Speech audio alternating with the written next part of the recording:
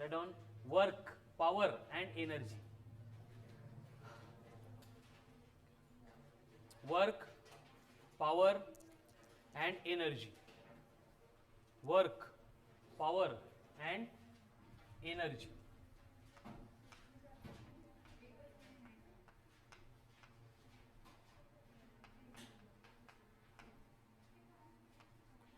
इस टॉपिक में work, power, energy आणि या तीन कॉन्सेप्ट सोडून अजून एक इंपॉर्टेंट कॉन्सेप्ट येते, दैट इज कोलिजन. ठीक है, तो यही चार इंपॉर्टेंट पॉइंट है, work, power, energy and collision. ठीक है, तो बेसिकली अगर आपने मॉड्यूल देखा होगा, मॉड्यूल भी एकदम छोटा है. मॉड्यूल छोटा है इसलिए क्योंकि कन्सेप्ट ही नाही टॉपिक में ज्यादा. ठीक आहे, 2-4 कन्सेप्ट आहे आणि त्यामध्ये मोर दॅन 80% कन्सेप्ट आपल्या 2D आणि NLM मध्ये झालेले आहे. त्या फक्त अप्लाय करून आपल्याला इथं एक एक स्टेप एक्स्ट्रा करायची. ठीक है, आणि सोबत कंसेप्ट एप्लीकेशन भी 5 to 6 ही है, मतलब क्वेश्चंस भी ज्यादा नहीं है.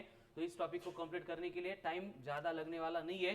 बट सोबत तुमचं प्रिपरेशन आता वाढणार आहे, कारण होल सिलेबस रिव्हिजन करण्यासाठी आपल्याला आता युनिट्स अँड डायमेन्शन आहे, 1D है, 2D है, उसके बाद में NLM है, देन फ्रिक्शन है, देन सर्कुलर मोशन है, देन रिलेटिव मोशन है, एंड उसके बाद में शुरू हो जाएगा वर्क, पॉवर अँड एनर्जी. ठीक आहे, हे जर कन्सिस्टंट ठेवलं तर याच्यापैकी झालेले टॉपिक परत विसरणार नाही, परत ते रिवाइज करायला एक्स्ट्रा टाइम द्यावा लागणार नाही. बट जर तुम्ही थोडासा गॅप घ्या, एखाद्या टॉपिकला एक्सपेरिमेंट करायचं असेल तर 15 दिवस एखादा टॉपिक बघूच नका, मग तुम्हाला 16व्या दिवशी कळेल की त्या टॉपिकमध्ये काहीच कळत नाही.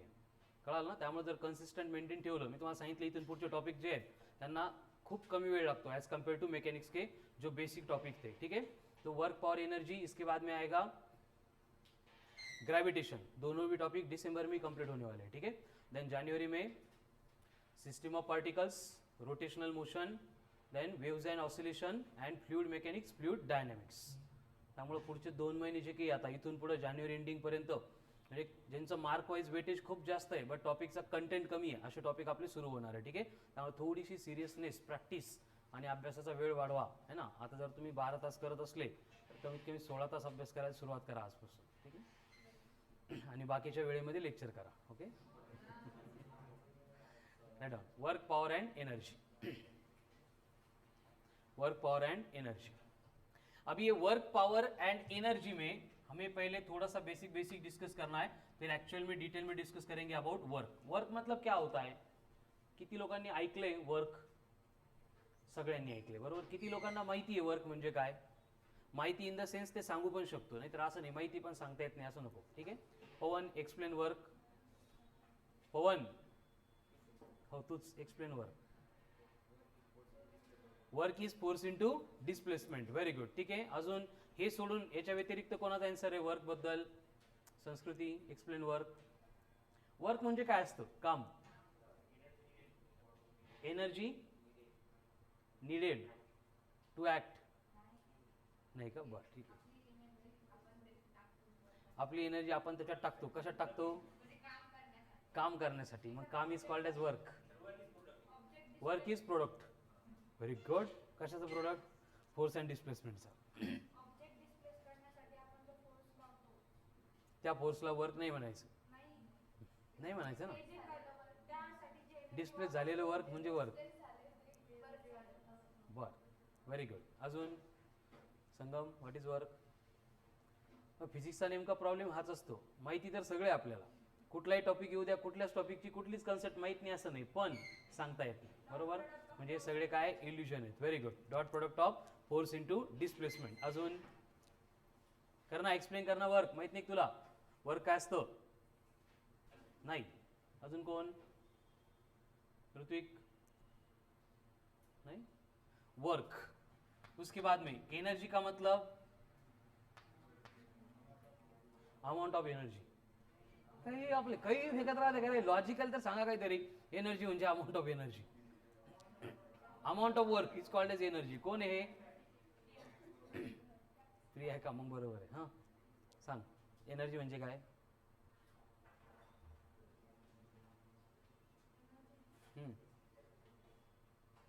हो, एनर्जीच.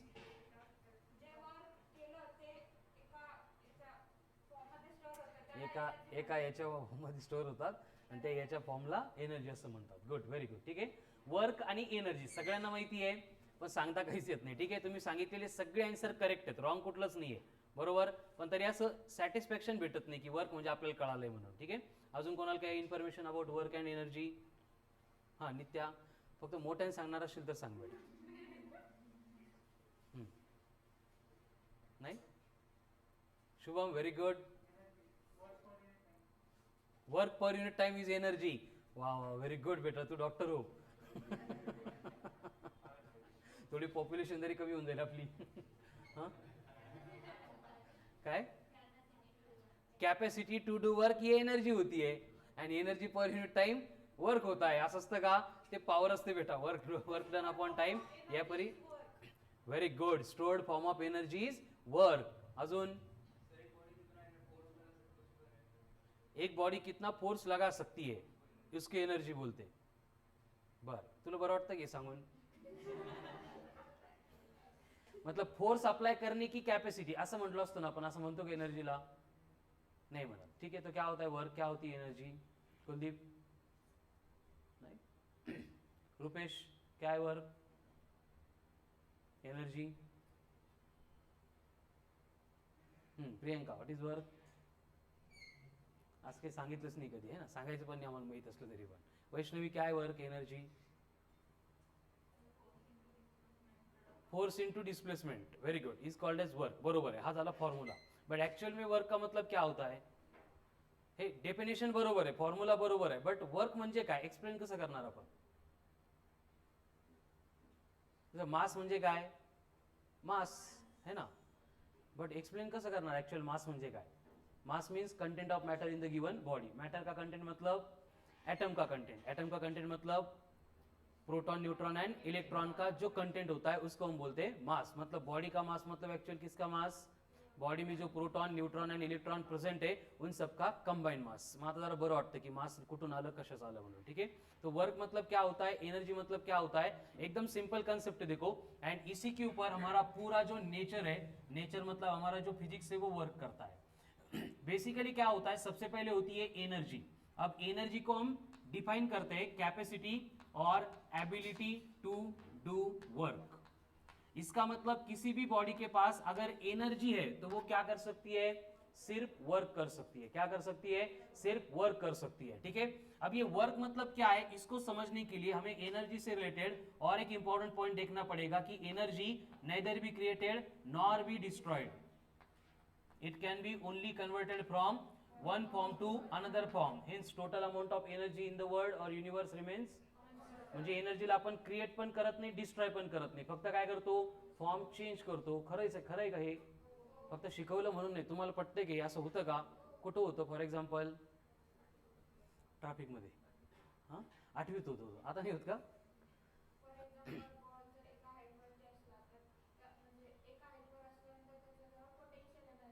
Very good. एका हाईटवर बॉडी असेल तर त्याकडे काय पोटेन्शियल एनर्जी. मग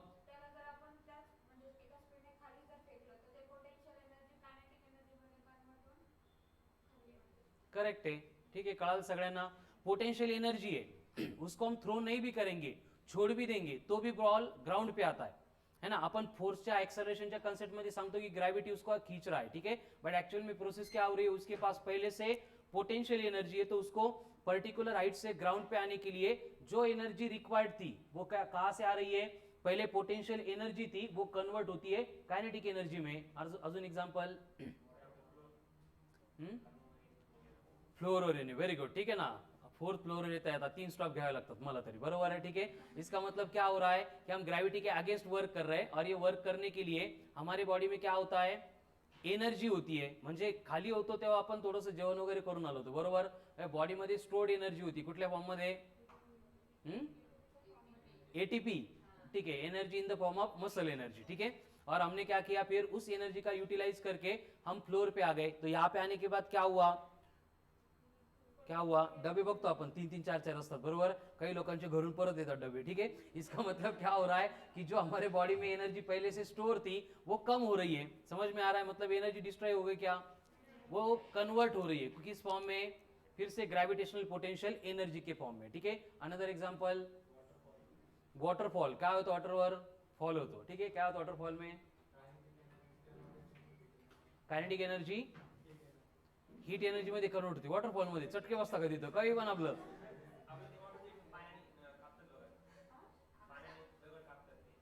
पाण्याने दगड कापतात. बर,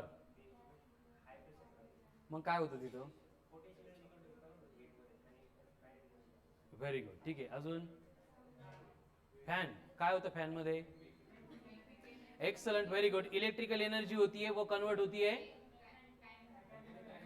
मैकेनिकल एनर्जी के फॉर्म में. Very good. ठीक है, मतलब ये सारे हम अगर नेचर में कहीं पे भी देखेंगे तो हर एक प्रोसेस में क्या होता है, एनर्जी ऑलवेज कन्वर्ट होती है from one form to another form. ठीक आहे, आता हे सगळे तुम्ही एक्झाम्पल जे सांगितले ते आर्टिफिशियल एनर्जी कन्व्हर्जनचे फॉर्म सांगितले. ठीक आहे, नेचरमध्ये कुठली एनर्जी कन्वर्ट होते? असं होतं का नेचरमध्ये ऑटोमॅटिक एक एनर्जी दुसऱ्या एनर्जीमध्ये कन्वर्ट झाली? कुठं झाली? सनलाइट. हां, सनलाइट डायरेक्ट क्या होतं? लाइट मतलब क्या है? फॉर्म ऑफ एनर्जी है. अगर सोलर पैनल है तो वो क्या करता है? पानी गर्म करता है, बराबर. तो वो कहां से हो गया? लाइट एनर्जी थी, वो उसको हमने कन्वर्ट किया किसमें? सोलर हीटर है तो सोलर पैनल है तो वहां पे क्या होता है? सेम लाइट एनर्जी कन्वर्ट होती है इलेक्ट्रिकल एनर्जी में. Very good. Another example, glucose D. Okay, मला वाटलं ग्लुकॉन डीची ऍडव्हर्टाइज का. प्लांट के लीव्स के ऊपर क्या होता है? लाइट इंसिडेंट होता है और लाइट एनर्जी का कन्वर्जन होता है केमिकल एनर्जी में. ठीक है, तो इस तरह से एनर्जी का ऑलवेज क्या होता है? कन्वर्जन होता है. एंड कन्वर्जन होने की वजह से एनर्जी क्या होती है? कंजर्व होती है. ठीक है, मतलब एनर्जी से रिलेटेड ये दो पॉइंट हमें मालूम है कि एनर्जी मतलब वर्क करने की एबिलिटी, बट एनर्जी सिर्फ क्या होती है? चेंज होती है from one form to another form, but ये कभी डिस्ट्रॉय पण नहीं होती है एंड क्रिएट भी नहीं होती है. फिर ये अपना फॉर्म चेंज कैसे करती है? जो एग्जांपल बोले थे आपने करेक्ट है. अब उसमें एनर्जी का फॉर्म चेंज हो गया. कैसे चेंज हो गया? फॉर एग्जांपल कैसे चेंज हो गया? अभी जो एग्जांपल बोले आपने जिसमें क्या हो रहा था, एनर्जी एक फॉर्म से दूसरे फॉर्म में कन्वर्ट हो रही थी, कैसे कन्वर्ट हो गई?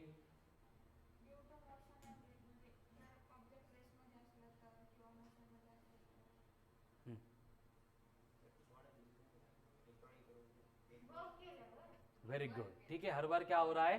वर्क हो रहा है. जैसे फॉर एग्जांपल फोटोसिंथेसिस क्या है? वर्क है. तो ये वर्क होने की वजह से क्या हो गया? लाइट एनर्जी का कन्वर्जन केमिकल एनर्जी में हो गया. हम ग्राउंड पे थे, फोर्थ फ्लोर पे आ गए. सांगायला आपण थर्ड सांगतो बरं वाटा म्हणून. ठीक है, बट आपला फोर्थ फ्लोर है. तो यहाँ पे आते टाइम हमने क्या किया? अरे वर्क किया अगेंस्ट ग्रेविटी. समझ में आ रहा है? नेक्स्ट, सोलर हीटर में क्या हुआ? जो लाइट की एनर्जी थी उसको कन्वर्ट करते टाइम वर्क हो गया, एंड वर्क होने के बाद जो वाटर को हीट एनर्जी मिल गई. ठीक है, उसके बाद सोलर पैनल में क्या होता है? अगेन लाइट एनर्जी आती है, वर्क करती है ना. सेमीकंडक्टर मध्ये पीएन जंक्शन डायोड्स आएंगे सोलर सेल बनाने के लिए. वहां पे भी क्या होगा? इलेक्ट्रॉन को एनर्जी मिलेगी, इलेक्ट्रॉन ट्रैवल करेंगे, मतलब वहां पे क्या होगा? वर्क होगा. इसका मतलब हर बार जब energy one form to another form convert होती है, उसका कन्वर्ट होने का जो वे होता है उसी को हम वर्क बोलते हैं. कळते का? कहीं लगते का लॉजिक? वर्क मतलब क्या है? एक वे है जिससे एनर्जी एक फॉर्म से दूसरे फॉर्म में कन्वर्ट होती है. ठीक है, कुठलं पण एग्जांपल घ्या समजण्यासाठी. फॉर एग्जांपल हम थर्मल पॉवर प्लांट की बात करेंगे. ठीक है, थर्मल पॉवर प्लांट माहिती है काय असतं? थर्मल पॉवर प्लांट मध्ये इलेक्ट्रिसिटी जनरेट होती. कैसे जनरेट होती है? कोल होता है. कोल मतलब कोलसा है ना. उसमें क्या होता है? स्टोर्ड केमिकल एनर्जी होती है कोल में. तो स्टोर्ड केमिकल एनर्जी को हम इग्नाइट करके क्या करते हैं? वहां पे वाटर होते हैं, बॉयलर्स होते हैं, तो वाटर को मतलब उसका स्टीम में कन्वर्जन करते. कैसे क्या कन्वर्जन? पहले कोल एनर्जी थी, मतलब केमिकल एनर्जी थी, उसको इग्नाइट करने के बाद उसने वर्क करना शुरू कर दिया. वर्क क्या किया था? अभी उसको और माइक्रो लेवल में जाएंगे तो क्या होगा? वाटर का जो हर एक मॉलिक्यूल नेबरिंग मॉलिक्यूल के साथ बाइंडिंग मतलब फोर्स ऑफ अट्रैक्शन से, कौन सा कौन सा?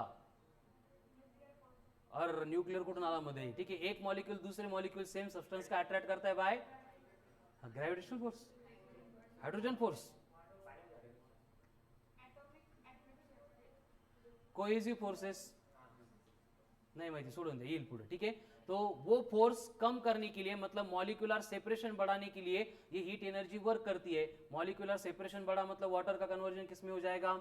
स्टीम में. मतलब वो स्टोर हो गई इन the form of steam energy. फिर हम क्या करते हैं? हाई प्रेशर स्टीम को पाइप में से पास करते हैं और उसको टरबाइन के ऊपर बम्बार्ड करते हैं. टरबाइन म्हणजे व्हील होता है, उसको क्या होते हैं? बकेट्स होते हैं, चाका नहीं. ठीक है, बकेट्स होती है, प्लेट्स होती है, उसके ऊपर हाई प्रेशर स्टीम अगर हम बम्बार्ड करेंगे तो स्टीम क्या है? एनर्जी है. वो क्या करती है, वर्क करती है। वर्क कौन सा, टरबाइन को घुमाने का। अब टरबाइन घूम रहा है मतलब वही वर्क कन्वर्ट हो रहा है मैकेनिकल एनर्जी में। फिर हम क्या करते हैं, उसी टरबाइन का जो रोटर होता है, एक्सल होता है, उसको कनेक्ट करते हैं, जिसके सराउंडिंग में क्या होता है, ह्यूज मैग्नेट्स होते हैं। मतलब मैग्नेटिक फील्ड में कंडक्टर क्या कर रहा है, मोशन परफॉर्म कर रहा है, और इस मैकेनिज्म में क्या होता है, इलेक्ट्रिसिटी जनरेट होती है। मतलब मैकेनिकल एनर्जी ने वर्क किया, कौन सा, रोटर को घुमाने का, और उसकी वजह से क्या हो गया, इलेक्ट्रिकल एनर्जी जनरेट हो गई। फिर इलेक्ट्रिकल एनर्जी जनरेट होने के बाद हम क्या करते हैं, जैसे Parli to Aurangabad wires connect कर दी, ठीक है, वहां से यहां तक सारी इलेक्ट्रिसिटी आती है। इलेक्ट्रिसिटी आती है मतलब कौन आता है, इलेक्ट्रिक करंट आता है, मतलब कौन आता है, इलेक्ट्रॉन आता है। Very good. इलेक्ट्रॉन को परळी से औरंगाबाद आने के लिए रिक्वायरमेंट किसकी है, ट्रेनची का ट्रकची, पोटेंशियल के डिफरेंस की एंड कंडक्टिंग मीडियम की, ठीक है। तो हम कंडक्टिंग वायर्स कनेक्ट करते हैं, वहां पे हाई पोटेंशियल, यहाँ पे जीरो पोटेंशियल, लो पण नहीं, डायरेक्ट जीरो, अपन फक्त कंज्यूम करायचं काम करतो, ठीक है। तो इलेक्ट्रॉन क्या करते हैं, high potential to low potential travel करते हैं। तो ट्रैवल करने के लिए रिक्वायरमेंट है काइनेटिक एनर्जी की। कहां से आ गई काइनेटिक एनर्जी, जो पोटेंशियल एनर्जी हमने स्टोर की थी वो वर्क करती है, एंड उस वर्क की वजह से इलेक्ट्रॉन मोशन में सेट होते हैं। तेच इलेक्ट्रॉन आपल्या घरी येतात, फॅन फिरवतात, ट्यूब लावतात, कळालं ना, लैपटॉप चार्ज करतात, मोबाइल चार्ज करतात। मतलब हर बार नेचर में किसी भी प्रोसेस का एग्जांपल लेंगे तो वहां पे क्या चल रहा है, वर्क एनर्जी, इनका इंटर कन्वर्जन चल रहा है, ठीक है। पहले एक फॉर्म की एनर्जी होती है, वहां पे वर्क करती है, वर्क करने के बाद वर्क स्टोर होता है, मतलब वर्क से रिलेटेड। और एक इंपॉर्टेंट स्टेटमेंट आता है कि एवरी वर्क डन, हे रोज सांगतो मी, every work done always get stored in the form of energy. त्यामुळे वर्क करत असताना लक्षपूर्वक करा, तुम्ही टाइमपास केलेला एक एक मिनिट पण स्टोर होतोय, आणि तुम्ही युटिलाइज केलेला, प्रिपेअर केलेला एक एक मिनिट पण स्टोर होतोय तुमच्या फ्युचरच्या एनर्जीसाठी, कळालं, तेच नेचरमध्ये ॲप्लिकेबल है, ठीक है। तो वर्क एंड एनर्जी समझने के लिए ये तीन स्टेटमेंट रिक्वायर्ड है। एनर्जी मतलब क्या होता है, एबिलिटी टू डू, एनर्जी आली की एनर्जी वर्क करणार आहे, वर्क झालं की काय होणार, ऑलवेज ते स्टोर होणार, कुठल्या फॉर्म मध्ये, एनर्जीच्या फॉर्म मध्ये, बट एनर्जी का फॉर्म डिफरेंट होगा। मतलब क्या हो गया, एनर्जी का फॉर्म चेंज हो गया। इस तरह से एनर्जी ना तो हमने क्रिएट की ना हमने डिस्ट्रॉय की, बस उसको कन्वर्ट किया फ्रॉम वन फॉर्म टू। तो वर्क मतलब क्या होता है, कंसेप्चुअल अगर देखेंगे तो एनर्जी जब अपना फॉर्म चेंज करती है one form to another form, in between जो प्रोसेस होती है उस प्रोसेस को बोला जाता है एज ए वर्क डन, कळालं, ये होता है work done. Now write down work, but ये फक्त समझण्यासाठी, कंसेप्ट के लिए, ठीक है। Work is defined as product of displacement of the body, product of displacement of the body and force applied in the direction of displacement of the body. Work is defined as product of displacement of the body and force applied in the direction of displacement of the body.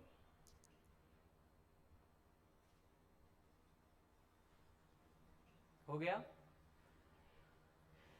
Then work is denoted by, work का notation होगा W, इसका in general formula होगा force into displacement, फिर displacement को S बोलो या फिर D बोलो। W इक्वल्स टू होगा F into S, where F is the force, S is the, then SI unit for work is joule, which is equivalent to newton into metre. Then dimensions for work L2 M1 T minus 2, work vector या scalar है, work scalar है, work scalar है, लिया ना मग, work scalar है, work is a scalar quantity, and अगर scalar है तो डायरेक्शन कहाँ पे होगी, directed in the same direction as that of, हो ना मग, ठीक है, लिखून घ्या ना, ठीक है, work is a scalar quantity.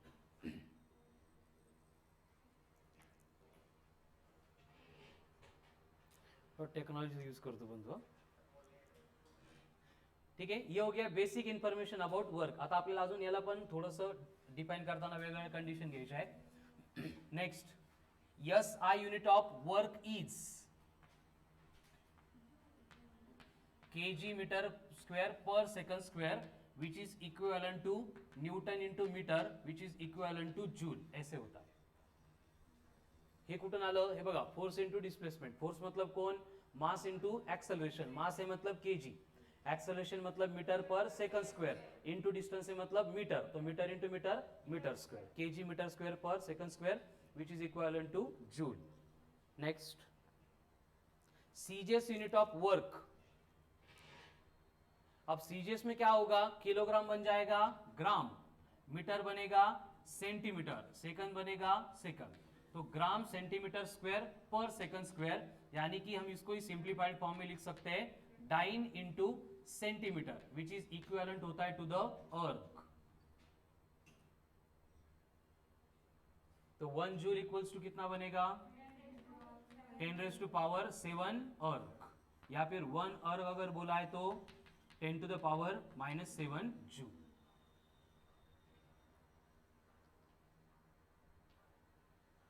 Next, gravitational unit of work.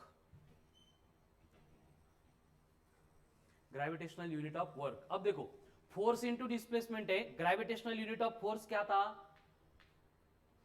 KGF, kilogram force, तो यहां पे हम इसको क्या बोलेंगे, सिर्फ केजीएम, ये बनेगा ग्रेविटेशनल यूनिट ऑफ वर्क. म्हणजे कधी दिसलाच तर केजीएम. अब केजीएम का मतलब क्या होगा, देखो केजीएफ का मतलब था कि फोर्स अप्लाइड बाय 1 केजी, जो कितना आ रहा था एनएलएम में, रोज वॉइस नोट्स में सांगता तुम्ही, कितना था 9.8, तो ये भी कितना बनेगा 1 joule is equals to 9.8 kilogram metre. And उसी तरह से अगर 1 अर्ग लेना है तो क्या बनेगा, ये 980 ग्राम मीटर. हे जीएम म्हणजे ग्राम नाही आहे, ग्राम इंटू मीटर. हाँ very good, centimetre, gram into centimetre. हे कुठंच लागत नाही, बट आपल्या जवळ शीट मध्ये एखादा क्वेश्चन आला तर कन्फ्युजन नको व्हायला. ठीक आहे. Then calculate the work done if a force of 20 Newton applied on a body to displace it through 2 meter. Work calculate करना है, फोर्स कितना अप्लाई किया है 20 न्यूटन, डिस्प्लेसमेंट कितना हो रहा है 2 मीटर, तो कितना बनेगा, वर्क डन बनेगा 20 इंटू 2 मतलब 40 जूल. ठीक है. आपको बोला है कि हम वर्क अप्लाई कर रहे हैं 1000 joule to lift a body through a distance of 4 metre, तो कितना फोर्स अप्लाई करना पड़ेगा, 250 यानी 250 न्यूटन. ठीक है. तो ये हो गया work done equals to force into displacement. But असे क्वेश्चन 8वी 9वीला पण येत नाही. ठीक आहे. Next, other definition of work. ठीक आहे, कामाचे नाही, फक्त दिलेले असतात म्हणून बघायचे असतात. ठीक है. अदर डेफिनेशन ऑफ वर्क, इसमें एक ही इंपॉर्टेंट होगी. देखो ये जो केस हमने अब तक डिस्कस की थी डेफिनेशन में, यूनिट में, या फिर क्वेश्चन सॉल्व करते टाइम, उसमें हमने एक पॉइंट को थोड़ा हाईलाइट किया था कि अप्लाइड फोर्स क्या लिखा है, देखो applied force in the direction of displacement. लेकिन हर बार ऐसे नहीं होगा कि हम जो फोर्स अप्लाई कर रहे हैं वो डिस्प्लेसमेंट के डायरेक्शन में नहीं होगा. तो उस केस में कंडीशन इस तरह से बनेगी कि बॉडी जो है वो एस के अलॉन्ग, मतलब इस डायरेक्शन में डिस्प्लेस होगी, एंड हम फोर्स अप्लाई करेंगे इस डायरेक्शन में, और इन दोनों के बिटवीन एंगल है थीटा. होतं का असं कधी, फोर्स अप्लाई कर रहे हैं एफ की तरफ पण बॉडी डिस्प्लेस हो रही है एस की तरफ, कधी होतं, ब्लॉक किंवा बॅक चाका असेल तर आपण असं वाकून थोडी ओढत घेऊन जातो. आपण काय करतो, कळा ना, तो डिस्प्लेसमेंट कहाँ पे हो रहा है हॉरिजॉन्टल, फोर्स कहाँ पे एक्ट हो रहा है इंक्लाइन. ठीक है. तो इसका मतलब फोर्स एक्ट हो रहा है डिफरेंट डायरेक्शन में, डिस्प्लेसमेंट हो रहा है डिफरेंट डायरेक्शन में. तो इस केस में हमें करना क्या पड़ता है, इस फोर्स का कंपोनेंट लेना पड़ता है अलोंग डिस्प्लेसमेंट, यानी ये बनेगा F into cos of theta. तो यहाँ पे अगर हमें वर्क को डिफाइन करना है तो हम कैसे डिफाइन करेंगे, work done is defined as product of displacement into component of force along displacement. मतलब ये बनेगा S into F into cos of theta, या फिर F into S into cos of theta. या फिर सेकंड केस पॉसिबिलिटी क्या है कि सेम डायग्राम में अगर हम डिस्प्लेसमेंट का कंपोनेंट लेंगे अलोंग फोर्स, तो वो कितना बनेगा यस कॉस थीटा. यहाँ पे भी हमें वर्क डन मिल जाएगा. तो इसका मतलब वर्क डन क्या बनेगा, उसकी और एक definition, product of applied force into component of displacement along the applied force, यानी फिर से F into S into cos of theta. या फिर हम इसको ऐसे भी डिफाइन कर सकते हैं कि work done is defined as F into S into cosine of the angle between them. And जब कॉस आता है तो दो वेक्टर के बिटवीन कौन सा प्रोडक्ट होता है, वेरी गुड। तो हम इसको ऐसे भी डिफाइन कर सकते हैं कि work done is defined as dot product of force and displacement, चारही एकच आहे, ठीक आहे। चला डायग्राम ड्रॉ करा, स्टेटमेंट लिहा, फॉर्म्युला लिहून ठेवा।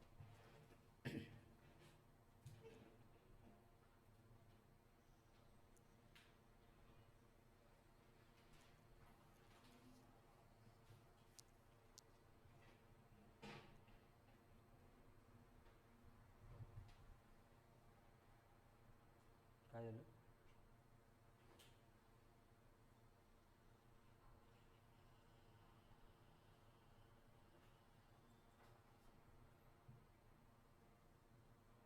लिहिलं गिरणार आहे, काय लिहिलं?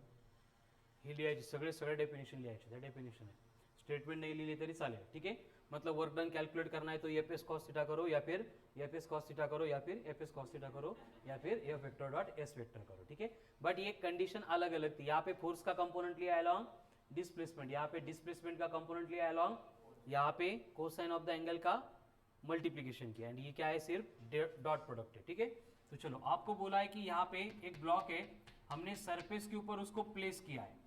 ब्लॉक का मास आपको दिया है 20 kg, और आपको बोला है कि उसको हम डिस्प्लेस कर रहे हैं इस डायरेक्शन में थ्रू 4 मीटर, और जो फोर्स अप्लाई कर रहे हैं हम वो है 200 न्यूटन, जो एक्ट हो रहा है at an angle of 60 degree. If surface is smooth then calculate the work done by applied force. क्या करना पड़ेगा? सबसे पहले 200 न्यूटन इसका कंपोनेंट लेना पड़ेगा, किसके अलोंग? डिस्प्लेसमेंट के अलोंग। डिस्प्लेसमेंट हॉरिजॉन्टल डायरेक्शन में, तो यहाँ पे कंपोनेंट बनेगा 200 कॉस ऑफ 60, मतलब ये बनेगा 100 न्यूटन। अब वर्क डन इक्वल्स टू क्या होता है? फोर्स इंटू डिस्प्लेसमेंट, लेकिन हर बार फोर्स कौन सा रिक्वायर्ड है हमें? जो डिस्प्लेसमेंट के डायरेक्शन में होगा। तो यहाँ पे F इंटू एस कितना बनेगा? 400 जूल।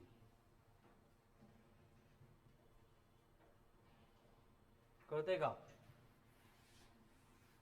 सिर्फ फोर्स जो था डिस्प्लेसमेंट के डायरेक्शन में नहीं था, इसलिए थोड़ा सा हमने उसका एक कंपोनेंट लिया, ये एक्स्ट्रा स्टेप है। बाकी हम फॉर्मूला तो वही यूज कर रहे हैं, फोर्स इनटू डिस्प्लेसमेंट।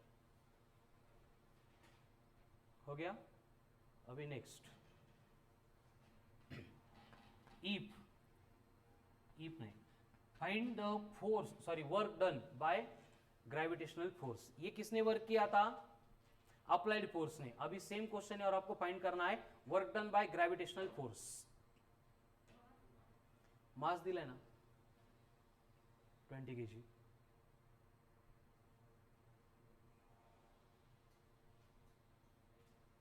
मी बोलले सगळं टाईप आहे एवढे स्पीड ना?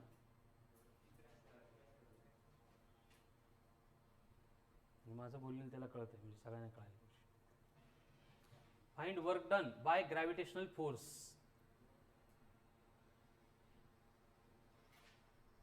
थोड़ा वेळ, 0 Q0। देखो ग्रेविटेशनल फोर्स कितना है? mg। mg कितना आएगा? 200 न्यूटन। लेकिन हमें फोर्स चाहिए डिस्प्लेसमेंट के अलोंग। इसका मतलब यहाँ पे वर्क डन का फॉर्मूला लेना पड़ेगा F S cos of theta. यह दिया है 200, डिस्प्लेसमेंट हो रहा है 4, लेकिन ग्रेविटेशनल फोर्स डाउनवर्ड एक्ट हो रहा है, अप्लाइड फोर्स इस डायरेक्शन में, तो एंगल कितना हो गया? cos 90 बनेगा 0। तो work done by gravitational force कितना हो गया? 0।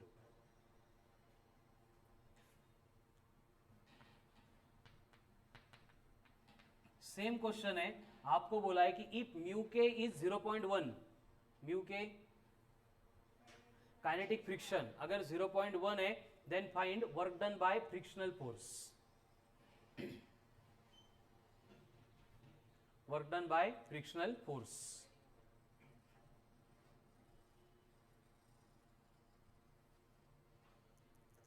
Work done by frictional force 80 newton. 80 joule येईल ना, न्यूटन कसं? देखो सबसे पहले हमें कैलकुलेट करना पड़ेगा फ्रिक्शनल फोर्स। सांग ना आंसर काय?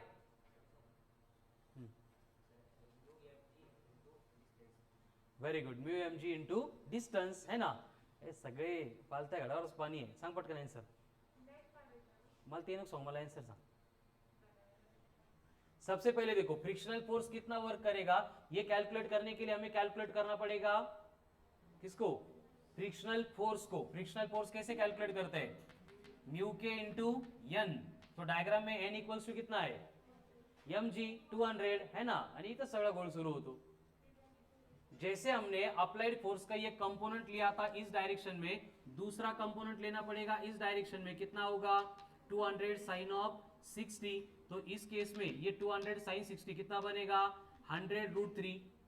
तो इसकी वर्टिकल इक्विलिब्रियम में फ्री बॉडी डायग्राम क्या होगी, नॉर्मल रिएक्शन अपवर्ड, उसके साथ कौन है 100√3, दोनों को बैलेंस कौन कर रहा है 200 न्यूटन मतलब mg। ये कळतंय का, घेतलंय का आपण असं काही। तो यहाँ पे नॉर्मल रिएक्शन mg नहीं रहेगी, mg छोड़ के डिफरेंट कुछ तो आएगा, क्या आएगा बोलो, ये बनेगा n plus 100√3 minus 200 equal to 0, क्योंकि वर्टिकल डायरेक्शन में इक्विलिब्रियम है। तो इसका मतलब नॉर्मल रिएक्शन कितनी होगी 200 माइनस 100√3, √3 मतलब 1.73 इंटू 100 मतलब 173, 200 माइनस 173 मतलब 27 न्यूटन। ये कौन आ गया, नॉर्मल रिएक्शन। तो फ्रिक्शनल फोर्स कितना बनेगा 2.7 न्यूटन, पढ़ का। तो अब वर्क कैलकुलेट करना है, कैसे कैलकुलेट करेंगे, देखो फ्रिक्शनल फोर्स कहां पे एक्ट होगा, बॉडी जा रही है आगे, फ्रिक्शनल फोर्स आ रहा है पीछे। फ्रिक्शनल फोर्स अगर यहां पे एक्ट हो रहा है, डिस्प्लेसमेंट अगर इस डायरेक्शन में, तो दोनों के बिटवीन एंगल कितना हुआ, म्हणजे डिस्प्लेसमेंट इधर फोर्स इधर, तो ये एंगल कितना है 180 डिग्री। यानी वर्क डन कितना बनेगा, W is equals to F into S into cos of theta. अब यहाँ पे फोर्स ड्यू टू फ्रिक्शन कितना था 2.7 इंटू डिस्प्लेसमेंट कितना है 4 एंड कॉस ऑफ 180 कितना होता है -1, तो कितना आ रहा है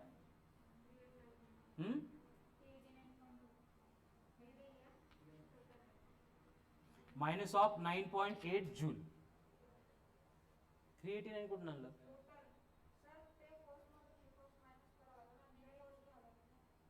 घ्या, व्हेरी गुड, घ्या। किती आला आन्सर माइनस ऑफ 9.8 जूल, कळालं का। याला एकदा व्यवस्थित बघून घ्या थर्ड केस मध्ये।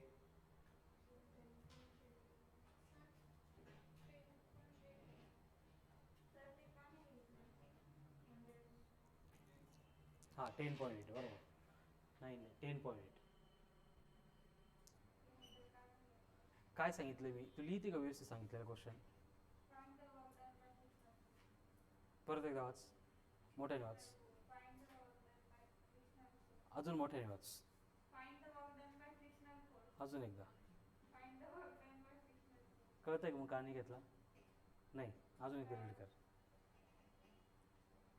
Work done by frictional force बोला था, इसलिए फोर्स कौन सा लेंगे, इथे नेट बीट विचारलं का आपल्याला। नेक्स्ट,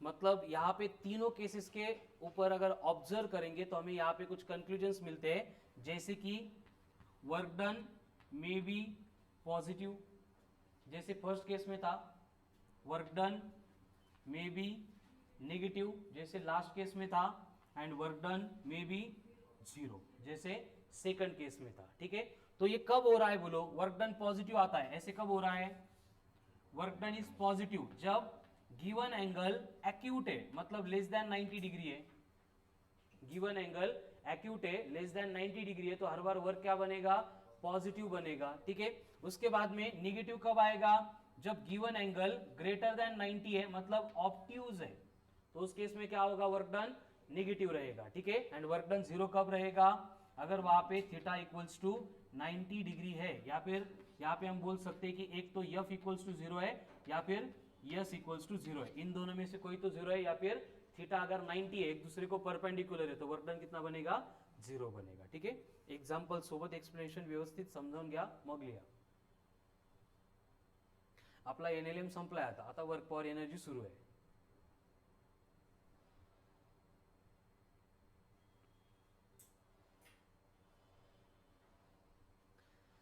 इसका एग्जाम्पल बोलो, ऐसे कब होता है जब वर्क डन पॉजिटिव है,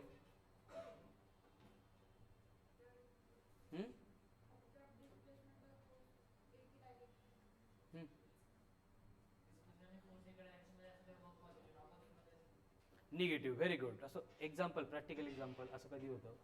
हे तर तुम्ही तेच सांगताय जे मी लिहून दिले ते. फ्रिक्शनल फोर्सच्या वेळेस, मतलब फ्रिक्शनल फोर्स जब भी वर्क करेगा तब वर्क डन क्या रहेगा? निगेटिव्ह रहेगा. असं नसतं. का नसतं? Write down next point. Work done by frictional force may be positive, 0 और negative. Work done by frictional force may be positive, 0 और नेगेटिव.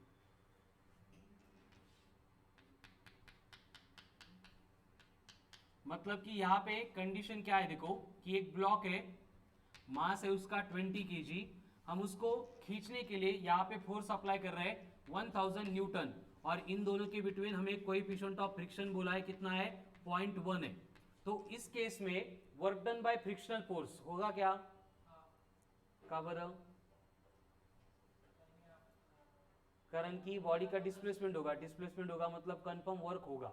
हा नाही करणार तर तो करेल, तो नहीं करणार तर अजून कोणतरी करेल. कळा ना? जैसे ग्रेविटेशनल फोर्स का 0 है, इसका मतलब वर्क डन नहीं हो रहा है क्या? रेल्वे स्टेशनवर कुलीनी बॅग उचलली आणि घेऊन आला गाडीपर्यंत, त्यांनी वर्क डन केलं का?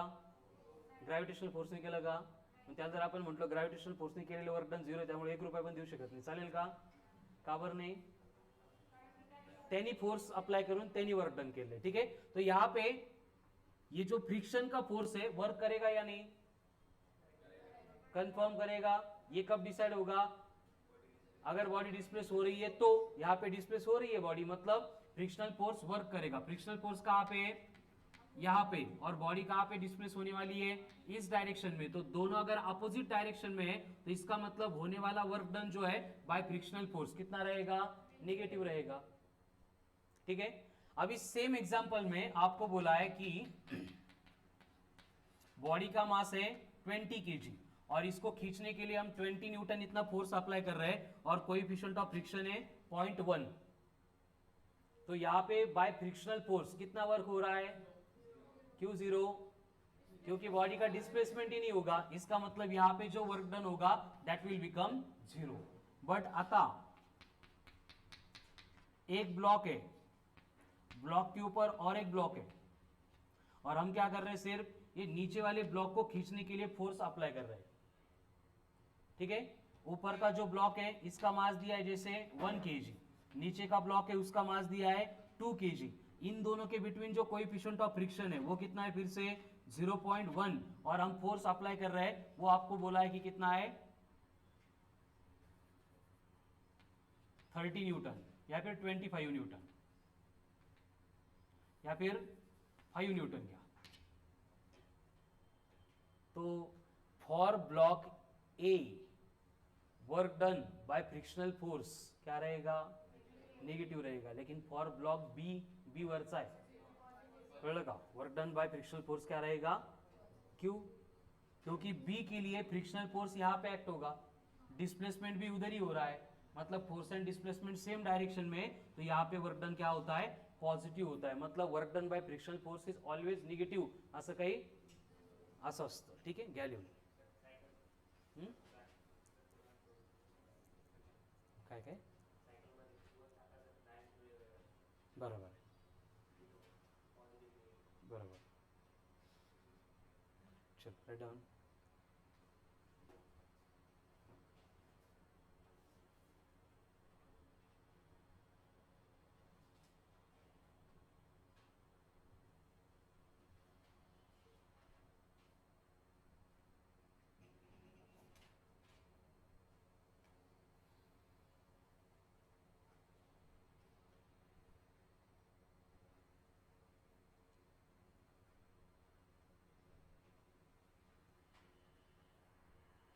आता फक्त एवढ्या मेहनतीने NLMचे सगळे क्वेश्चन, सगळे फॉर्म्युले लर्न केले तुम्ही, ते विसरू नका.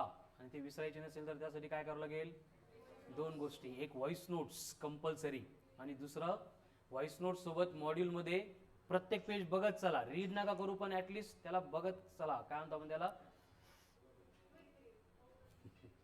काय काय?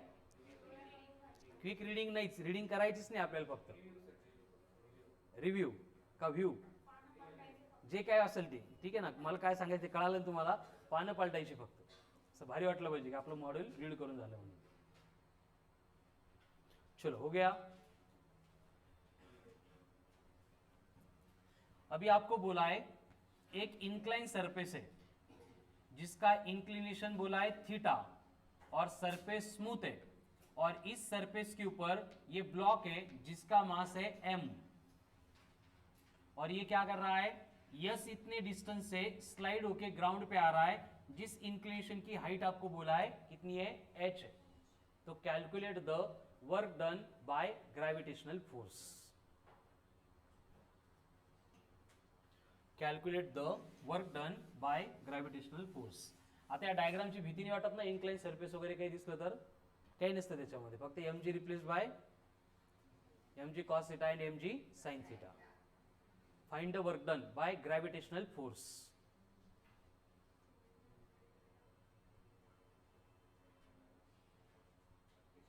किती mgs sin थीटा किती आला आंसर Kuldeep?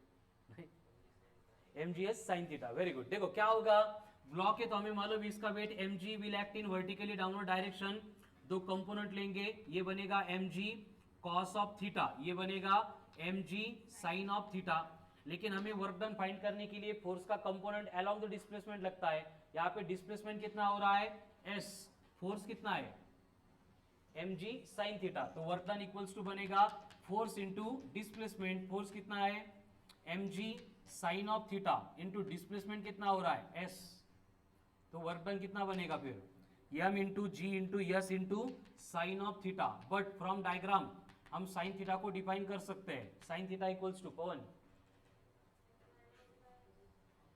Opposite upon hypotenuse. Opposite कौन है h, हाइपोटेनियस कौन है s, तो यहाँ पे एस एस कैंसिल होके हमें work done by gravitational force बनेगा, दैट विल बी mgh। कितना होगा mgh। या फिर सेम हाइट से हमने बॉडी को छोड़ दिया था, उसके बाद बॉडी ने क्या किया, यह इतना डिस्प्लेसमेंट किया नीचे की तरफ, तो इस केस में work done by gravitational force कितना होगा, देखो फोर्स कितना नीचे एक्ट हो रहा है mg, डिस्प्लेसमेंट कितना है h, तो अगेन वर्क डन बनेगा mgh। फिर इंक्लाइन सरफेस है या फिर वर्टिकल हाइट है, दोनों भी केस में होने वाला जो वर्क डन है क्या रहेगा, सेम रहेगा। कब, अगर हाइट सेम है तो।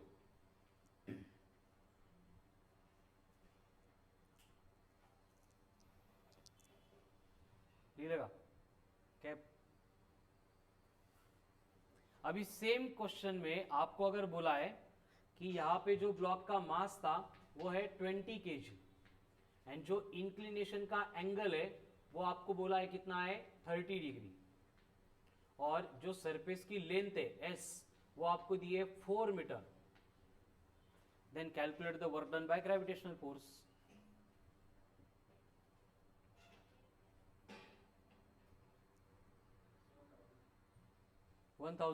न्यूटन, जूल, न्यूटन नहीं।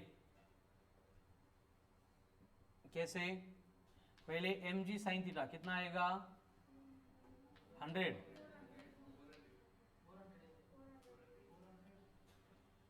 mg sin theta, mg sin theta 100 है ना, ओके। और ये s कितना है 4, तो कितना बनेगा 400 जूल। ये बना work done by gravitational force. अगर सेम क्वेश्चन में आपको बोला है की असे काही नंबर वगैरे दिलेले नाही आहेत, ये स्मूथ सरफेस नहीं है, इन दोनों के बिटवीन फ्रिक्शन है एंड कोएफिशिएंट ऑफ फ्रिक्शन आपको दिया है mu, then calculate work done by frictional force.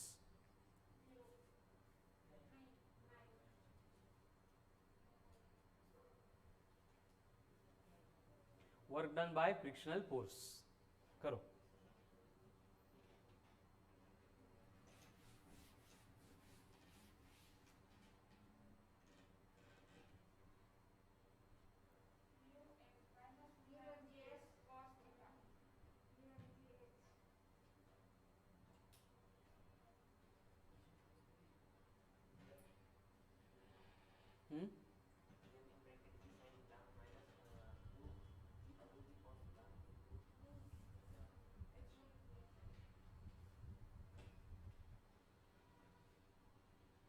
Work done by क्या चाहिए, सिर्फ फ्रिक्शनल फोर्स।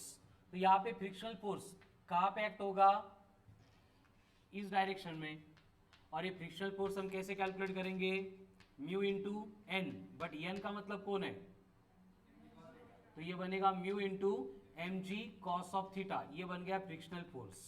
तो ये वर्क डन करेगा तो कितना होगा, W is equals to mu into M G into S into cos of theta, but condition क्या है, थीटा इज 180 डिग्री आएगा, पुट करेंगे तो वो निगेटिव आएगा, तो ये बनेगा माइनस ऑफ या फिर mu M G cos of theta, बस एंगल जो है 180 पुट करेंगे तो ये minus of mu M G into S कर, ठीक आहे.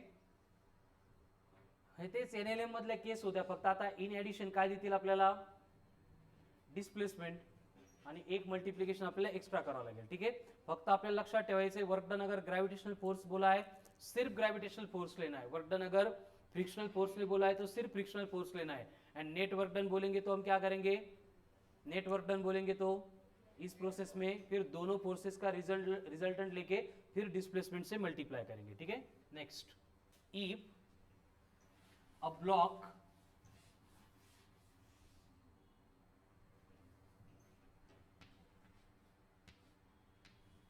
suspended with the help of a string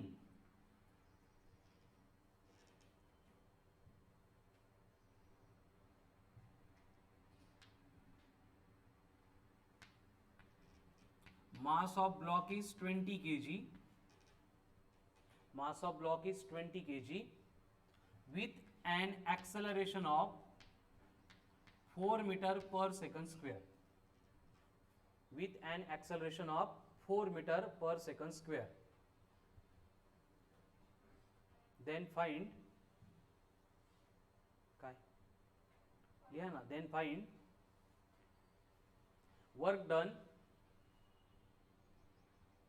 by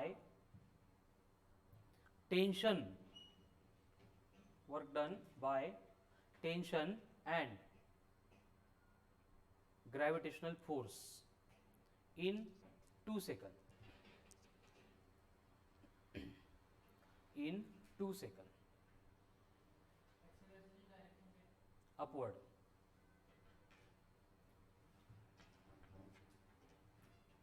Find work done in 2 seconds. अब ये 2 सेकंड क्यों दिया, यावर विचार करावा लागेल आपल्याला. हम इससे पहले एनएलएम में जब टेंशन फोर्सेस कैलकुलेट करते थे तो टाइम की रिक्वायरमेंट थी क्या, नहीं, तो यहाँ पे टाइम दिया है, इसका मतलब क्या होगा, हमें डिस्प्लेसमेंट निकालना पड़ेगा. कैसे निकालेंगे डिस्प्लेसमेंट, टाइम दिया है, एक्सेलरेशन मालूम है, तो क्या बनेगा संगम, S equal to UT plus half of AT square. ठीक है, लेकिन ये ब्लॉक तो रेस्ट से स्टार्ट हुआ था, मतलब यहाँ पे जो भी डिस्प्लेसमेंट होगा that will become half of eighty का स्क्वायर, टी टू है, टू का स्क्वायर 4 इंटू 4 16/2, हो बरोबर आहे, 8 मीटर. ते ब्रेनला माझ्या वेळ लागतो ना मराठीतून इंग्लिशमध्ये शिफ्ट व्हायला. डिस्प्लेसमेंट कितना हो गया, 8 मीटर. अभी रिक्वायरमेंट है फोर्स की, फोर्स तर आपल्याला खूप काढता येतं आता, बरोबर है. पहले निकालना पड़ेगा टेंशन. कैसे निकालते टेंशन, देखो स्ट्रिंग में टेंशन अपवर्ड होगा, इसका वेट mg डाउनवर्ड होगा. आता mg घ्यायचा की नाही घ्यायचा, कारण mg घेतलाच नाही आपण टेंशन काढूच शकत नाही, त्यामुळे टेंशन कॅल्क्युलेट करण्यासाठी mg घ्यावाच लागेल. तो ये क्या बनेगा, t minus mg is equals to ma, तो t इक्वल्स टू क्या बनेगा, mg प्लस ma, यानी m in bracket g plus a, m कितना है 20, g प्लस a यानी 14, 280 न्यूटन. ये क्या है, टेंशन. तो वर्क डन बाय टेंशन कितना होगा, W is equals to T into S, tension कितना है 280, एस कितना है 8, किती येईल 2240 जूल. उसके बाद में work done by gravitational force. अब ग्रेविटेशनल फोर्स सिर्फ mg है, इथं टेंशन घ्यावं लागेल का, कळतंय ना, हा डिफरन्स लक्षात येतोय ना. ठीक है, सिर्फ mg लेना पड़ेगा, तो ये बनेगा mg इंटू एस. mg कितना है 200, s कितना है 8, तो ये बनेगा 1600 joule. Work done by tension and work done bye block.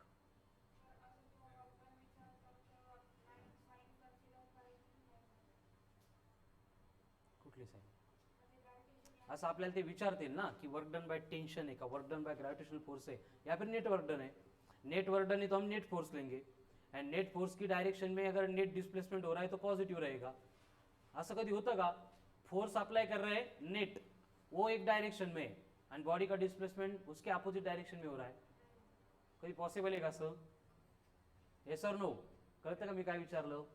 Body के ऊपर हम फोर्स अप्लाई कर रहे हैं, और कौन सा फोर्स भी देखो, नेट फोर्स. जैसे ये बॉडी है, बॉडी का नेट फोर्स इधर है. नेट फोर्स का अर्थ फ्रिक्शनल फोर्सेस, अप्लाइड फोर्सेस सारे कंसीडर करके उनकी सम लेने के बाद रिजल्टेंट जो फोर्स है वो इस डायरेक्शन में एक्ट हो रहा है, और बॉडी का डिस्प्लेसमेंट अपोजिट डायरेक्शन में हो रहा है. ऐसे होता है क्या प्रैक्टिकली? कभी नहीं होता है. व्यवस्थित विचार करा, होता है क्या? कब होता है? जब बॉडी का वेट ज्यादा होता है. नेट फोर्स इकडे बॉडी इकडे चालली, असं पॉसिबल आहे कधी? स्प्रिंग मध्ये नाही. स्प्रिंग फोर्स घेणार की एक्सटर्नल फोर्स घेणार? आपल्याला नेट घ्यायचा आहे, दोघांचा रिझल्टंट घ्यायचा आहे. असं पॉसिबल आहे कधी? कधी पॉसिबल आहे? कसं? अरे बाळांनो, मी काय सांगतोय, आतापर्यंत आपण इंडिव्हिज्युअल एक एक फोर्सेस घेत होतो, बरोबर है? तो एक फोर्स लिया तो वहां पे पॉसिबिलिटी थी, पॉजिटिव है, जीरो है, निगेटिव है. अभी हमने जितने सारे फोर्सेस लगने वाले सबको कंसिडर किया है, मतलब ये नेट फोर्स है. जैसे कि आता हा ब्लॉक होता, इसका नेट फोर्स कहां पे एक्ट होने वाला है? एक्सेलरेशन अपवर्ड है, मतलब अपवर्ड एक्ट होने वाला है, तो ब्लॉक कहां पे जाएगा? अपवर्ड ही जाएगा. तर असं पॉसिबल आहे का? नेट फोर्स इधर आणि डिस्प्लेसमेंट इधर? नक्की?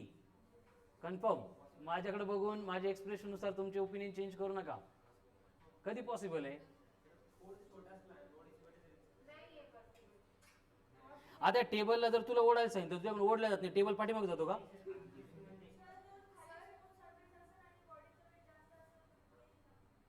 कुठे येईल? इकडे ओढल्यावर तिकडे जाईल का बॉडी? साबण जरी ठेवली बाखाली तरी पण बॉडी फोर्सच्या डायरेक्शन मध्ये जाईल.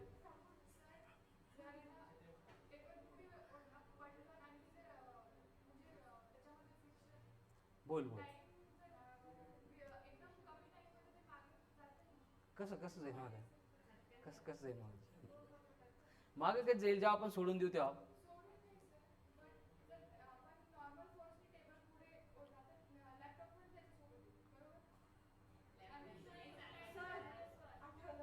हा.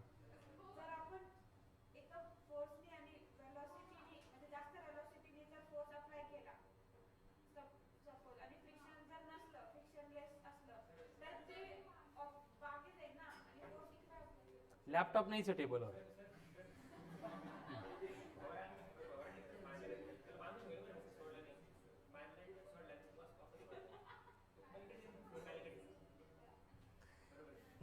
तुझे एक्झाम्पल मला कळायला एवढं वेळ लागतो, यांना तर कळणारच नाही 2-4 वर्ष.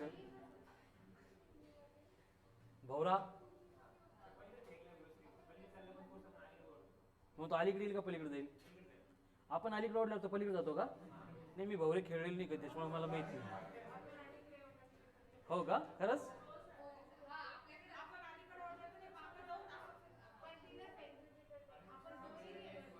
असेल. आता ते एक्झाम्पल मला नाही माहिती, ज्यांनी भवरे खेळलेले त्यांना माहिती आहे. ठीक आहे, चला अजून सोपं साधं सरळ समजणारे एक्झाम्पल. म्हणजे किती लोकांना म्हणायचं आहे की हे पॉसिबल आहे? 100% प्रॅक्टिकली पॉसिबल आहे. Raise your hands. याचा भवरा, तुझं वेट, तुझं काय बेटा?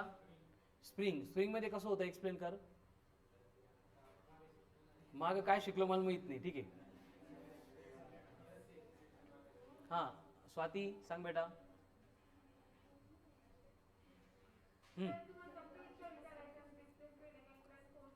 हो, तर असं होईल का नाही हेच माझा क्वेश्चन आहे बस. नेट फोर्स टुवर्ड्स राईट आहे आणि डिस्प्लेसमेंट लेफ्टला होत आहे, हे पॉसिबल आहे की नाही? एवढा साधा सरळ क्वेश्चन आहे माझा. हे भवरे साबणी वगैरे तसं काही क्वेश्चन नाही माझा. हां, नाही आहे. स्वाती सांग बेटा. नाही, पुली का कुली? कुली. कुली काय करतो? पुढं ओढतो आणि ब्लॉक मागे जातो का?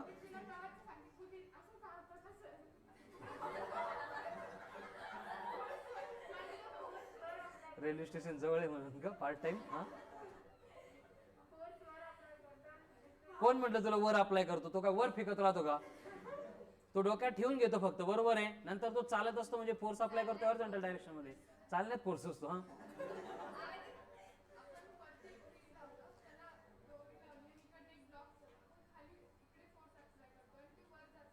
बरोबर आहे. का? कारण त्या ब्लॉकला ज्या दोरीने बांधले आपण, त्या दोरीचं जे टेन्शन आहे ते mg पेक्षा जास्त आहे, म्हणजे नेट फोर्स अपवर्ड आहे, म्हणून ब्लॉक पण वर चाललाय.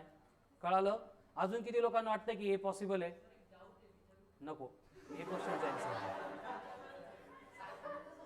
हा चालताना काय होतं? चालताना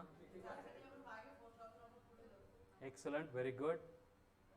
आठवतं चालतो कसं आपण? कसं? असं नाही. आपण चालताना काय करतो? फोर्स अप्लाय करतो ग्राउंडवर, बरोबर. पण बेटा नेट फोर्स जो ऍक्ट होतो ना आपल्याला कॉन्टॅक्ट फोर्स आल्यानंतर, तो मग डिस्प्लेसमेंटच्या डायरेक्शन जातो. पण तरीही हे पॉसिबल आहे. कुठं पॉसिबल आहे? गाडी चालली रोडवर 60 km/h, आपण केले ब्रेक्स अप्लाय. ब्रेक्स अप्लाय केल्यानंतर नेट ऍक्सलरेशन कुठे ऍक्ट होत आहे? And net force always act होता है इन the direction of net force, नहीं नेट एक्सेलरेशन. मतलब नेट एक्सेलरेशन पीछे तो फोर्स भी, पण गाडी मागं पळायला लागते का? गाडी कुठे पळते? म्हणजे हे 100% पॉसिबल आहे. राहील लक्षामध्ये? चला next point, work done by variable force.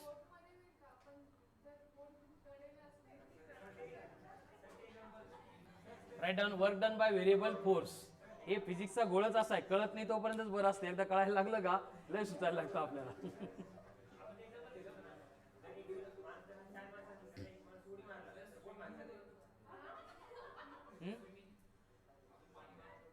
हो, पाणी मागं लोटतो, पण पाणी आपल्याला परत नेट फोर्स तेच तिकडेच येतोय ना. तुम्ही लिहा तोपर्यंत work done by variable force. हां हां, अरे बाळा ते कन्झर्वेशन ऑफ मोमेंटम होतं तिथं. तुला काय म्हणायचं मग? तिथं काय होतं? फोर्स पुढं अप्लाय केला आणि बोट पाठीमाग आली का? हां ठीक आहे, चल. Write down work done by variable force. Correct correct, very good. Work done नाही, बरोबर आहे. Work done by variable force. आता work done by variable force म्हणजे काय की नेचरमध्ये आपण जेव्हा जेव्हा वर्क करणार है, जब भी हम वर्क करते हैं, जो भी फोर्स अप्लाई करते हैं, ऐसे नहीं होता है कि हर बार वो फोर्स यूनिफॉर्म है या फिर कांस्टेंट है. जैसे लास्ट टॉपिक के कंसेप्ट में हम डिस्कस कर रहे थे कि बॉडी को मोशन में सेट करने के लिए जो एफर्ट्स लगते हैं, उसके कंपैरिजन में मोशन में मेंटेन रखने के लिए जो एफर्ट्स रिक्वायर्ड है वो कम होते हैं. इसलिए काइनेटिक फ्रिक्शन का फोर्स स्टॅटिक फ्रिक्शन के फोर्स से ऑलवेज लेस था. आठवतंय का हे? अरे आता आले 2 दिवसापूर्वी. ठीक आहे, इसका मतलब क्या आहे की फॉर एक्झाम्पल हा लॅपटॉप आपल्याला इथून उचलून लास्टच्या बेंचवर ठेवायचा आहे. आपण काय करणार? येणार लॅपटॉपला पहिले उचलणार, उचलून त्याला मोशन मध्ये सेट करणार. तर या केसमध्ये फोर्सची रिक्वायरमेंट जास्त असेल. एकदा आपण चालायला लागलो की फोर्स अप्लाय करायची गरज नाही, आपल्यासोबत लॅपटॉप चालणार आहे, बरोबर आहे. मग जेव्हा आपल्याला ठेवायचं असेल तेव्हा आपण काय करणार? आपण थांबणार आणि मग लॅपटॉप तिथं खाली ठेवणार. म्हणजे या प्रोसेसमध्ये जो फोर्स आपण अप्लाय करतोय तो कॉन्स्टंट आहे की युनिफॉर्म है? कांस्टेंट पण नहीं, यूनिफॉर्म भी नहीं, तो कैसा है? वेरिएबल है. ठीक है, तो इस प्रोसेस में जो वर्क डन हो रहा है वो हो रहा है बाय वेरिएबल फोर्स. तो इस वेरिएबल फोर्स ने जो भी वर्क डन किया है उसको अगर हम ग्राफिकली रिप्रेजेंट करेंगे तो उसका ग्राफ कुछ इस तरह से होगा. मतलब बॉडी का डिस्प्लेसमेंट शुरू हुआ था या टेबल पासून, बॉडी हमने रख दी लास्ट बेंच के ऊपर x1 से लेके x2 तक. तो ये फोर्स जो हमने अप्लाई किए थे वो इस तरह से वैरी हो गए थे. ठीक है, तो स्टार्टला एकदम फोर्स जास्त लागेल, नंतर कमी लागेल, इस तरह से. मतलब ये क्या हो रहा है? वर्क डन हो रहा है. कौन सा फोर्स वर्क डन कर रहा है? Variable force. मतलब अब तक जो हमने एग्जांपल देखे थे, रोप का tension, gravitational force, frictional force, वो सब कैसे थे? यूनिफॉर्म थे, कांस्टेंट थे. अब ये कैसा है?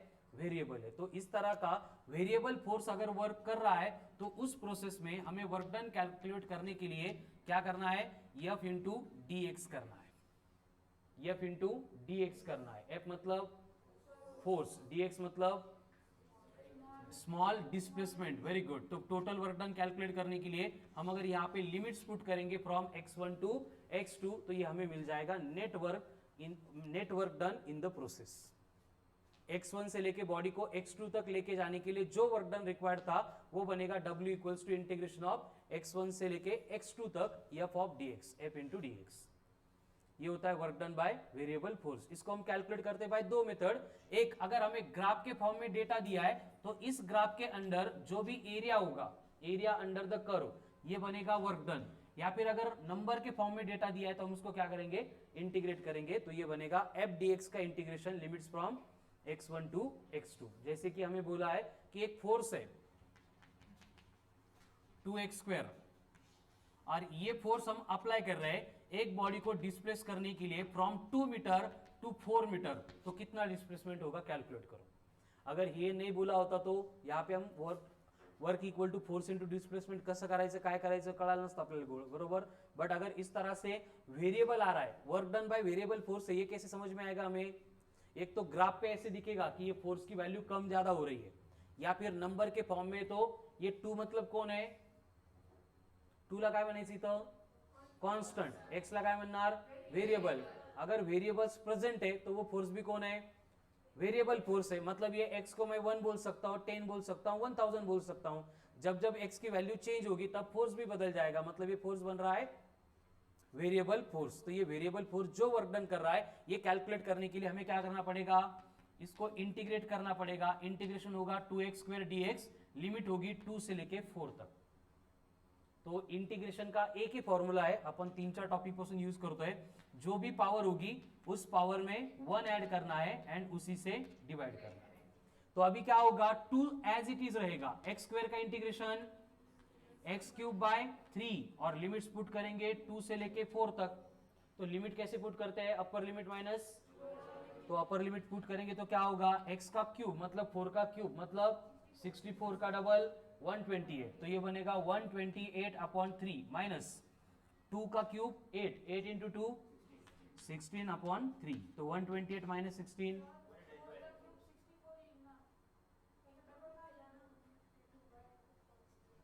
3 डिनोमिनेटर सेम है, तो 128 माइनस 16 कितना होगा, 112/3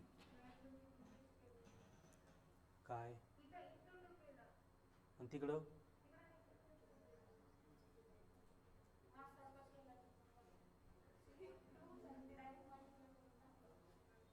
इकडे एखादी स्टेप इकडे तिकडे झाली समजू शकतो बेटा, डायरेक्ट तुम्ही मल्टिप्लिकेशन ऍडिशन मध्ये आता डाऊट घेता कसं होईल, बघावर एकदा खरंच चुकलंय का एकदा चेक करा, नाही परत म्हणा आम्ही कट करून लिहिलं होतं तुम्ही तसंच लिहिलं होतं। हे नाही हे इथपर्यंत क्लिअर आहे का, कोणाला काही डाऊट याच्यामध्ये। या आकांक्षाचं म्हणणं आहे की 4चा क्यूब 64च येतो, मग 128 का लिहिलं, आणि संस्कृतीचं म्हणणं आहे की इथं 2 ने मल्टिप्लाय केलं, मग इकडे का नाही केलं, केलंय ना नक्की, गुड।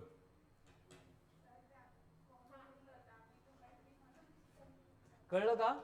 नेक्स्ट, ये अगर मतलब इक्वेशन के फॉर्म में फोर्स देंगे और डिस्प्लेसमेंट कैलकुलेट करना है तो हम ये प्रोसेस फॉलो करेंगे। लेकिन अगर डेटा इस फॉर्म में दिया है कि यहाँ पे अप्लाइड फोर्स जो है वो वैरी हो रहा है अकॉर्डिंग टू द रिलेशन जो ग्राफ पे प्लॉट किया है, और यहाँ पे बोला है कि ये 4 मीटर है, ये 6 मीटर है एंड ये 8 मीटर है। मीटर में मतलब इधर कौन है, डिस्प्लेसमेंट, एंड इस डायरेक्शन में आपको दिया है अप्लाई वर्क फोर्स, ये कितना है 20 न्यूटन है। तो हमें कैलकुलेट करना है total work done in the process. क्या करना होगा, एरिया अंडर द कर्व, क्या दिख रहा है ग्राफ में, ट्रेपेजियम, इसका एरिया क्या होता है 1/2 into sum of parallel sides into height. आता पैरेलल साइड ही एक है ए, ये दूसरी है बी, एंड इसकी हाइट है h। अब यहाँ पे 1/2 इंटू ए का मतलब कितना है 8, बी कितना है 6 - 4 मतलब 2, 8 + 2 मतलब 10, हाइट कितनी है 20, तो कितना आ रहा है ये 100 जूल। ये हो गया work done by variable force. तो work done by variable force में बस ये 2 ही केस देंगे, वेरिएबल्स के फॉर्म में डेटा दिया जाएगा, हम इंटीग्रेट करेंगे, लिमिट्स पुट करेंगे, एंड अगर ग्राफ के फॉर्म में दिया तो काय एरिया अंडर द कर्व काढायचं। व्हेरी गुड, इकडे काही next, work done by spring, work done by spring और spring force, work done by spring और स्प्रिंग फोर्स। अभी स्प्रिंग के बारे में हम डिस्कस कर चुके हैं, ठीक है। स्प्रिंग की केस में क्या होता है, क्या होता है स्प्रिंग की केस में, आठवतंय का, जैसे फॉर एग्जांपल एक स्प्रिंग है और उसको हमने क्या किया है, मीन पोजीशन से इस तरह से डिस्प्लेस किया है और यहाँ पे डिस्प्लेसमेंट इतना हो रहा है, दैट इज x। तो स्प्रिंग का जो खुद का फोर्स होता है वो इस स्प्रिंग को इस डायरेक्शन में खींचता है बाय कितना force, k into x, and इसी k इंटू एक्स को हम बोलते हैं एज ए स्प्रिंग फोर्स। लेकिन अगर आपको बोला है कि इस स्प्रिंग को हम क्या करेंगे, जहां पे स्प्रिंग अभी प्रेजेंट है वहां से और थोड़ा सा dx इतना खींच लेंगे, ये इक्विलिब्रियम पोजीशन है। ये कोई भी एक रैंडम पोजीशन थी a जिसमें x इतना डिस्प्लेसमेंट ऑलरेडी हुआ था। अभी हमने क्या किया, यहां से और थोड़ा सा डिस्प्लेस किया, मतलब कितना डिस्प्लेस किया, dx इतना।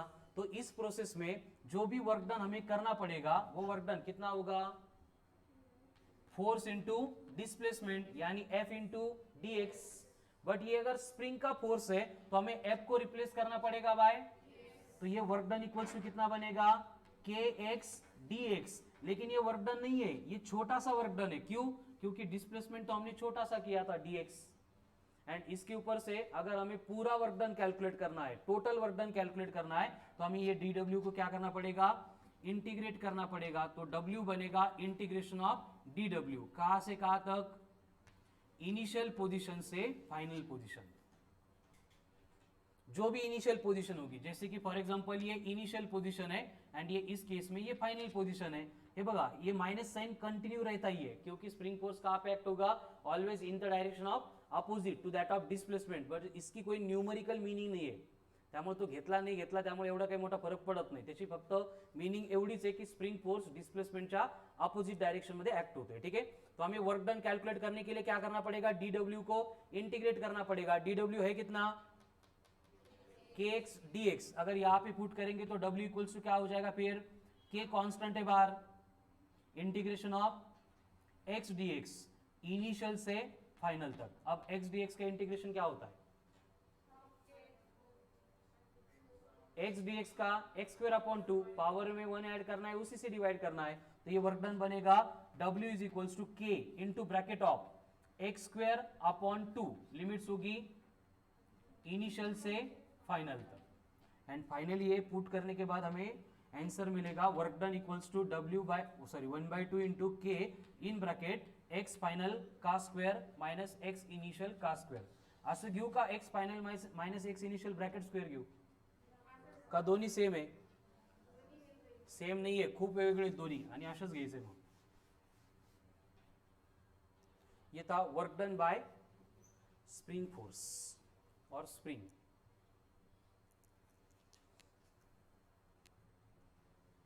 एंड अगर स्प्रिंग का डिस्प्लेसमेंट शुरू हो रहा है फ्रॉम इक्विलिब्रियम पोजीशन तो वहां पे x इनिशियल ऑलवेज 0 होता है।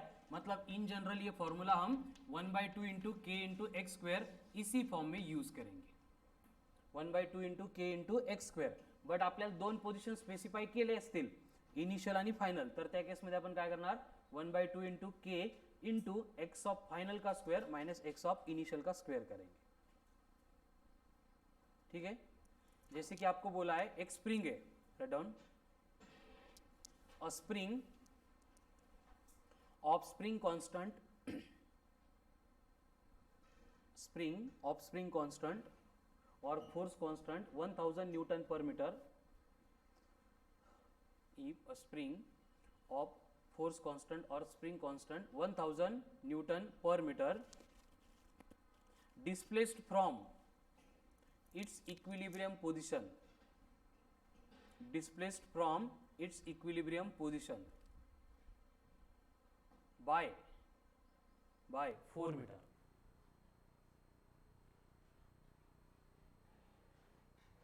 then the restoring force will be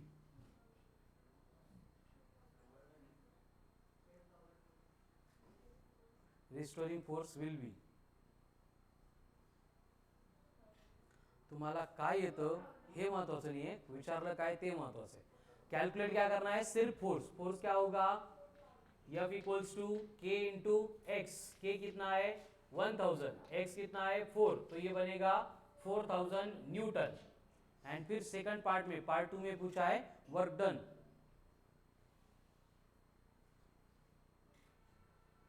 mug work done असं घेणार का, 4000 इंटू 4,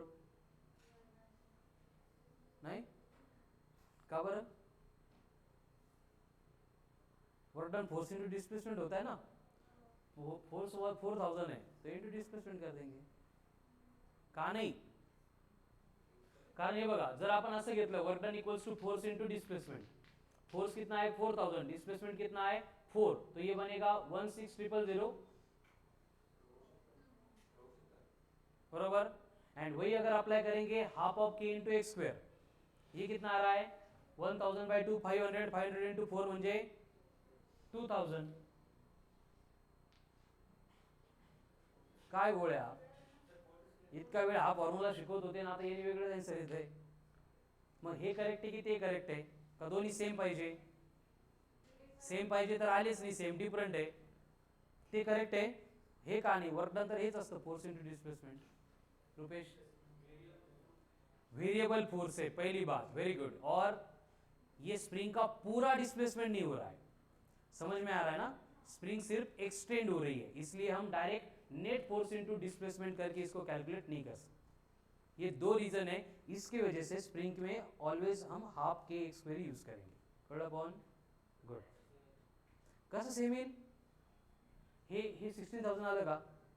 हे पण 2000 आलं तुझं? डिस्प्लेसमेंट 4 आहे ना, मग 8000 कसं येईल? नाही नाही, हे हे हे हे बरोबर आहे. डिस्प्लेसमेंट तो 2 आहे 4 आहे? हां, मग ठीक आहे. 4 16 बाय 2 तो 8 इंटू 1000, तरी पण सेम नाही आहेत. आता हे हाफ आहेत, असं प्रत्येक वेळी हाफ बीप नसणार, कळालं ना? हाफ असणार, पण ठीक है, ही कंडीशन घ्या. हाफ कधी? जर इक्विलिब्रियम पोजीशन आलं तर. एक्स इनिशियल एक फाइनल दिया तो फिर नहीं होगा. ठीक है, तो ये हो गया basic introduction of work. Now module. चलो, आणलंच नाही? कोणीच नाही? अरे मी काल बोललो होतो लेक्चर मध्ये, मंडे पासून 2 दिवसापूर्वी म्हटलो होतो. ठीक है, तो मॉड्यूल में जो है बेसिक इंट्रोडक्शन ऑफ वर्क दिया है. आणि के सापडला का? हाँ, तो solve example till concept application 1. Solve example till concept application 1 किती आहेत? 17 एग्जांपल है, उसमें से नियर अबाउट